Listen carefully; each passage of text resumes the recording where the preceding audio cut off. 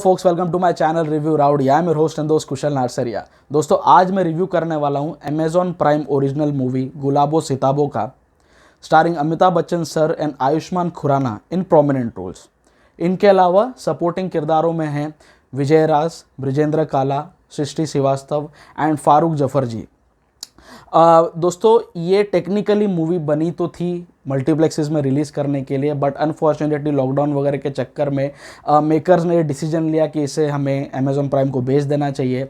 और दोस्तों, कल रात को मिडनाइट में ये मूवी रिलीज़ हुई और जब से ये मूवी रिलीज़ हुई है मैं ऑनलाइन इसके बारे में काफ़ी पोलराइजिंग रिव्यूज़ देख रहा हूँ। जिनको ये मूवी पसंद आई वो they are going gaga over it, बहुत तारीफ़ कर रहे हैं, बहुत सारे बोलते ना अपने they are showering their words of praises for the content of this film. वहीं दूसरी ओर जिनको ये फिल्म नहीं पसंद आई वो लोग बहुत ही गंदी तरह से इसे डिटेस्ट कर रहे हैं। पता नहीं मेकर्स को क्या क्या गंदी गंदी गालियाँ भी दे रहे हैं। ट्विटर पे भी कई सारी चीज़ें पढ़ी मैंने। सो काफ़ी पोलराइजिंग व्यूज़ लगे मुझे before I decided to watch this movie. और frankly speaking on a personal note, जब मैंने इस फिल्म का ट्रेलर भी देखा था तो मुझे ट्रेलर में इतना कुछ खास दम लगा नहीं। बट मैंने फिर वही सोचा, इसके नेगेटिव रिव्यूज़ को मैंने मल्टीपल टाइम्स पढ़ा, लोगों को क्यों पसंद नहीं आ रही आखिर ये। क्योंकि मेरे दिमाग में यही बात थी कि इस फिल्म को लिखा है जूही चतुर्वेदी ने, जो इससे पहले पीकू जैसी मूवीज़ लिख चुकी है, विक्की डोनर लिख चुकी है, मद्रास कैफ़े के डायलॉग्स लिख चुकी है, अक्टूबर जैसी मूवीज़ लिख चुकी हैं वो। तो उन्होंने मूवी लिखी है। इस फिल्म के डायरेक्टर हैं Sujit Sarkar, who is one of the बोलते हैं ना highly potent directors of our country. He is a visionary director.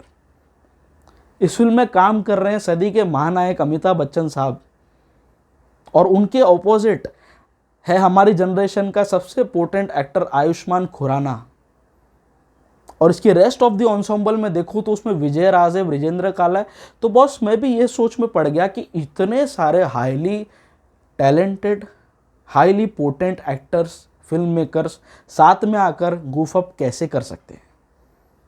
And my instinct was very much like, बहुत सही सोच थी मेरी, because I have like this movie a lot. जो इसके बारे में डिटेस्ट कर रहे हैं, जो कर रहे हैं, ये वही लोग हैं because they are not able to understand how a film is made.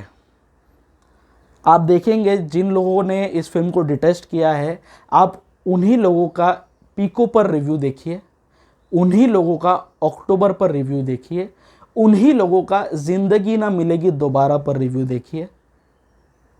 काफ़ी सारी सिमिलैरिटीज़ आपको मिल जाएंगी। ये एक स्लाइस ऑफ लाइफ ड्रामा है जहां पर एक्टर्स प्रोएक्टिव मोड में नहीं बल्कि रिएक्टिव मोड में होते हैं।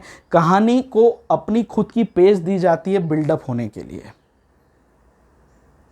एक्टर्स के सामने सर्कमस्टेंसेस आते हैं and how they deal with it is the overall plot. That is the narrative. So अगर आपको भी पीकू पसंद नहीं आई, जिंदगी ना मिलेगी दोबारा आपको बोर लगी, बोले यार क्या चल रहा है, कुछ नहीं चल रहा है, तो ये फिल्म भी आपको पसंद नहीं आएगी। But yes, if you have like those movies and mind you, this movie is way better than Piku also. Piku भी कई जगह पे मुझे स्लो लगा कि जबरदस्ती स्ट्रेच किया जा रहा है, बट येस, इस मूवी में मुझे ऐसा कुछ भी नहीं लगा। Right from the first shot, right from the first frame, I was absorbed into the narrative. ये सुजीत सरकार सर की मास्टरी है कि पहले सीन से ही इन्होंने अपने सारे कैरेक्टर्स को एस्टैब्लिश कर दिया, उनकी ओवरऑल सेटिंग को इतना रियलिस्टिक, इतना रस्टिक वे में दिखाया है कि आप तुरंत इनके हो जाएंगे। काफ़ी ज़्यादा रिलेटेबल कैरेक्टर्स लगते हैं इस फिल्म में, काफ़ी ज़्यादा रियलिस्टिक नोट, काफ़ी रियल लोकेशंस पर मूवी शूट की गई है। इसीलिए शायद लोग नहीं देख पा रहे हैं, बिकॉज जब दो बड़े एक्टर्स आते हैं इसमें, ना तो आपको भैया कोई नाच गाना मिलेगा, ना धड़ाम डुड़ुम छूटू, जो आजकल जो भी ऑनलाइन आजकल लोगों के दिमाग में बैठ गया है। वेब सीरीज़ है, ओरिजिनल मूवी है, मतलब इसमें सेक्स सीन होगा, इसमें लड़ाई मार झाड़ होगा और क्राइम बेस्ड होगी। आजकल यही ट्रेंड चल रहा है। हर एक वेब सीरीज़, अगर रिसेंटली रिलीज 100 को मैं छोड़ दूँ लारा दत्ता वाली को, बाकी आप कुछ भी उठा के देखो, 99% जो भी कंटेंट है सब क्राइम रिलेटेड है। तो जो उस चीज़ के आदी हो गए हैं उसको ये सिंपल और लविंग मूवी और एक बोलते हैं ना एक स्लाइस ऑफ लाइफ ड्रामा पसंद नहीं आएगा, बट ऑब्वियस है। सो इसकी कहानी ऐसी है जहाँ पर अमिताभ बच्चन सर एक 78 साल के बुढ़े बताए गए हैं। ये लखनऊ में रहते हैं। इनकी जो हवेली है, हवेली का नाम है फातिमा महल। इनकी एक बीवी हैं जो इनसे 13-14 साल बड़ी हैं, और वो उनके नाम पर ही ये पूरी प्रॉपर्टी है। और सिंस ये हवेली में मियाँ बीबी दोनों ही रहते हैं, इनका कोई बच्चा है नहीं, तो हवेली के जो बाकी के कमरे हैं इन्होंने रेंट पर दिए सालों से। अगर आपको पगड़ी सिस्टम पता है, जहाँ पर एक लैंडलॉर्ड होता है और कुछ लोग टेनेंट होते हैं, मिनिमम डिपॉजिट भर के और मिनिमम रेंट एवरी मंथ भर के लोग रहने चालू करते हैं, तो ये पगड़ी सिस्टम में जगह बताई गई है। सो कहानी ऐसी है कि ये जो भी कहानी, जो इसकी पूरा प्लॉट, पूरा नैरेटिव इसी फातिमा महल के इर्द गिर्द घूमता है, जहाँ पर अमिताभ बच्चन सर लैंडलॉर्ड है उस जगह के, और आयुष्मान खुराना उनका टेनेंट है। इनके बीच में नोकझोंक चलती रहती है। आयुष्मान टाइम पर रेंट भर नहीं पाता है, हार्डली 30 रुपये रेंट है उसका, बट वो क्यों नहीं भर पाता है? बिकॉज वो आदमी ज़्यादा पढ़ा नहीं, 5th के बाद पैसों की तंगों की वजह से, और फिर बाप ने अपनी दुकान पे बिठा दिया। आयुष्मान का खुद की चक्की का आटा है, ये मतलब आटा वाटा पीसने का काम है, खुद की चक्की है उसकी, तो वही काम करता है, उसी से उसका घर चलता है। उसकी 2-3 बहनें हैं, उसके ऊपर जिम्मेदारियां हैं, तो इसलिए वो कई बार मिस कर जाता है, कई बार वो बोलता है ना उसका रेंट नहीं दे पाता, तो इनकी नोकझोंक वगैरह चलती रहती है। और एक दिन ऐसा आता है जब ये प्रॉपर्टी पर नज़र पड़ती है विजय राज की। Vijay Raj is from the archaeological department of government. वो इस प्रॉपर्टी को हेरिटेज प्रॉपर्टी डिक्लेयर करके इसके यहाँ पर एक संग्रहालय बनाने की ट्राई करने में लगे हैं, ताकि उनका भी नाम हो और उनको भी प्रमोशन वगैरह मिले। उनका ये इंटेंशन है कि ये प्रॉपर्टी हेरिटेज कैटेगरी में आ जाए और गवर्नमेंट इसे अपने तबके में ले ले। दूसरी ओर आयुष्मान खुराना भी अमिताभ बच्चन सर से परेशान है, बार बार आके इनकी नोकझोंक होती रहती है। पैसा वो भर नहीं पाता है, और मतलब ऐसा है कि वो जाके विजय राज से मिल जाता है। विजय राज उसे बड़े बड़े सपने दिखाता है कि भाई ये तू मेरे को कन्विंस कर लेगा अमिताभ बच्चन को ये प्रॉपर्टी मुझे देने के लिए, तो मैं तुझे एक अच्छा फ्लैट दिलाऊंगा महाड़ा टाइप कंस्ट्रक्शन में, ये वो। तो ये सारी चीज़ें इसमें चलती रहती है। सो अमिताभ बच्चन सर के पास अब ऐसी सिचुएशन है जहाँ पर उनको विजय राज से भी बचानी है अपनी प्रॉपर्टी, साथ ही साथ आयुष्मान खुराना के प्रोटेस्ट को भी उनको हैंडल करना है, क्योंकि आयुष्मान खुराना के साथ बाकी के टेनेंट्स भी आ रहे हैं। तो ये सिचुएशन में चीज़ें दिखाई हैं, और फिर अपने बचाव के लिए, अपनी प्रॉपर्टी को बचाने के लिए अमिताभ बच्चन सर सहारा लेते हैं लॉयर ब्रिजेंद्र का लगा। सो क्या बच्चन साहब अपनी प्रॉपर्टी इन सारे लोगों से बचा पाएंगे? क्या आयुष्मान खुराना उस प्रॉपर्टी पर अपना कब्जा जमा पाएगा? क्या आर्कियोलॉजिकल डिपार्टमेंट वाले उस प्रॉपर्टी को हथिया लेंगे? ये सारी बातें जानने के लिए आपको इस मूवी को देखना होगा। So here is what I liked about this movie. इस फिल्म में कहीं पर भी मुझे कुछ भी मेडअप नहीं लगा। ऐसा नहीं लगा कि कई चीज़ें कुकटअप की गई है, ज़बरदस्ती कुछ बोलते हैं ना, एक प्रोएक्टिवली एंटरटेन करने की कोशिश की जा रही है। इस फिल्म की काफ़ी सारी सिमिलैरिटीज़ मुझे गली गली चोर है नाम की एक फिल्म आई थी, जो ज़्यादा अनफॉर्चुनेटली चली नहीं। उसमें अक्षय खन्ना लीड रोल में थे। तो कैसे मतलब वो गवर्नमेंट की ब्यूरोक्रेसी में फंस जाते हैं, और किस तरह से वो अपने घर को, मकान को बचाते हैं, और एक वो पंखे को बचाते हैं। तो उसमें वो भी एक बोलते हैं ना, एक कॉमिक नोट पे वो फिल्म बनी थी, और ये भी काफ़ी ज़्यादा कॉमिकल नोट पर बनी है। The makers mister Sujit Sarkar doesn't expect you to take the narrative on a very serious note. काफ़ी ब्रॉड स्ट्रोक्स में उन्होंने हमारे सिस्टम की कई सारी खामियों को गुलाबों सितामों में बता दिया। ये फिल्म उन लोगों के लिए आइडियलिस्टिक है जो खुद लैंडलॉर्ड हैं, या खुद किसी के यहाँ पर पगड़ी सिस्टम में एज अ टेनेंट बन के रह रहे हैं। अपने नैरेटिव के थ्रू लैंडलॉर्ड से रिलेटेड और टेनेंट से रिलेटेड इनके बीच में जो भी कानूनी आपदाएं आती हैं, जो भी कानूनी दावपेच हो सकते हैं, वो काफ़ी ज़्यादा डिटेल में रिसर्च करके इस फिल्म में बताया गया है। सो ये फिल्म उनके लिए बहुत काम की है कि टेनेंट्स के राइट्स के, अगर समझो आप टेनेंट हो कहीं पर, भले आपकी वो रेसिडेंशियल प्रॉपर्टी हो, कमर्शियल प्रॉपर्टी हो, कल को आपके और आपके लैंडलॉर्ड के बीच में कुछ मतभेद पैदा हो जाए तो आप क्या करेंगे? काफ़ी डिटेल में रिसर्च की गई है इस टॉपिक पर। कई सारे कानूनी दाव पेच को इसमें समझने की, उनकी परतें खोलने की कोशिश की गई है, which is the plus point of this movie. इनके अलावा मैं परफॉर्मेंस की इसमें बात करूंगा तो मैं बहुत शायद छोटा हो जाऊंगा, बिकॉज इसमें अमिताभ बच्चन सर है, सदी के महानायक हैं, और उनका ऐसा रूप आज से पहले कभी नहीं देखा। बहुत ही बढ़िया, बहुत ही उम्दा काम है उनका, मैं जितनी उनकी तारीफ करूं कम होगी। वहीं आयुष्मान खुराना ने पहली बार बच्चन साहब के साथ एक प्रोजेक्ट किया और उसका कॉन्फिडेंस देखते ही बनता है। कहीं पर भी डगमगाए नहीं आयुष्मान, बहुत ही कन्विक्शन के साथ। जो उसने शुभ मंगल ज़्यादा सावधान में मीडियोकर परफॉर्मेंस करके मेरा दिल दुखाया था, मुझे नाराज़ किया था, आज आयुष्मान ने फिर से मेरे से राउडी ब्राउनी पॉइंट्स ले लिए इस फिल्म के लिए। बहुत बेहतरीन काम है दोनों का। इनके बीच की जुगलबंदी काफ़ी ज़्यादा एंटरटेन रखेगी आपको।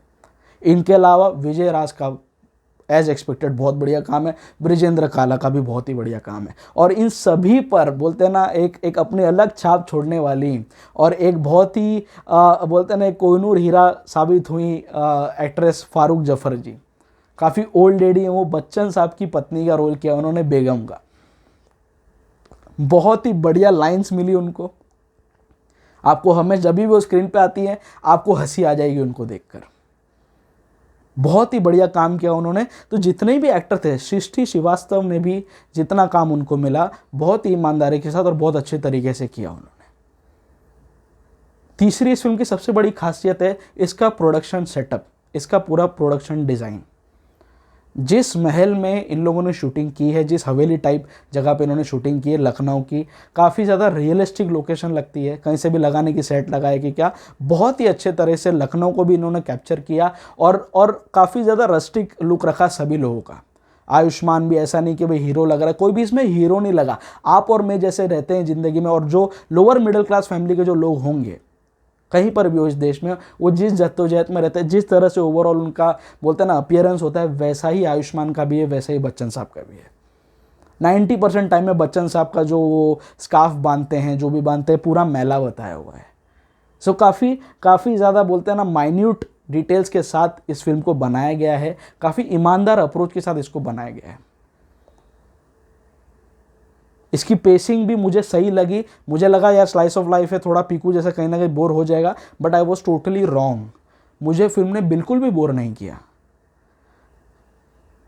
विटी वाइन लाइनर्स और कोई ना कोई कॉमिक सिचुएशन से आप एंगेज रहेंगे। मेकर्स ने इस बात की श्योरिटी रख रखी है इस फिल्म के लिए।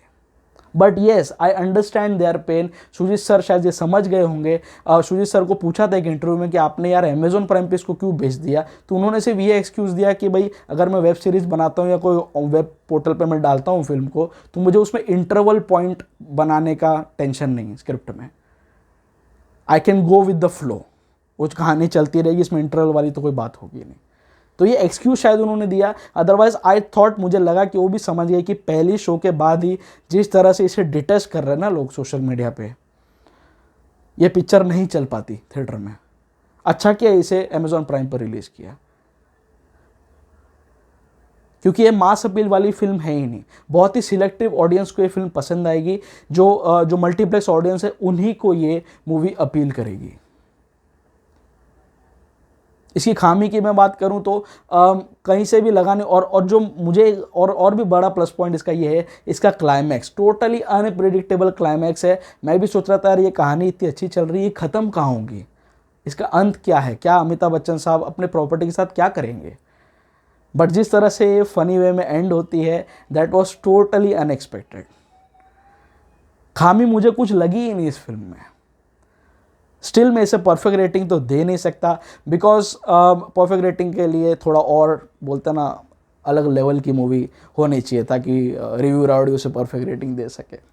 Still my rowdy rating for Amazon Prime original movie Gulabo Sitabo will be 4 out of 5।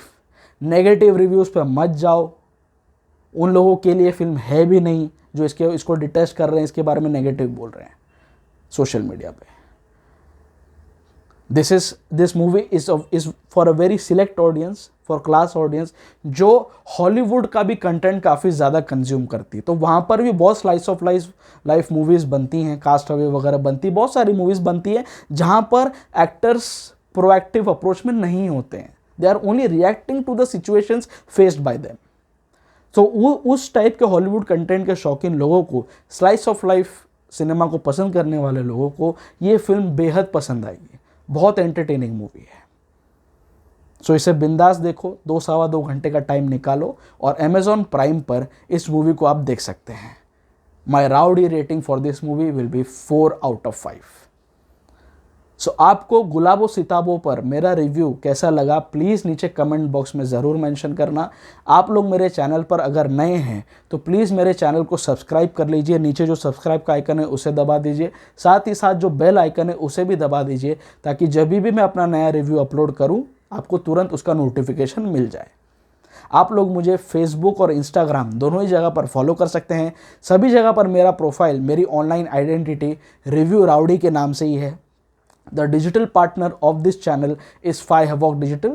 Go digital with Fi Havoc Digital. The co-branding partner of the channel is Chai Pakoda Productions. Do subscribe to the channel for watching original and engaging web series and short films. बहुत जल्दी मैं आपसे फिर से रूबरू हूँगा किसी न किसी मूवी, ओरिजिनल मूवी या किसी वेब सीरीज़ का रिव्यू के साथ at the same place on the same channel. So stay tuned, stay फिल्मी एंड स्टे राउडी।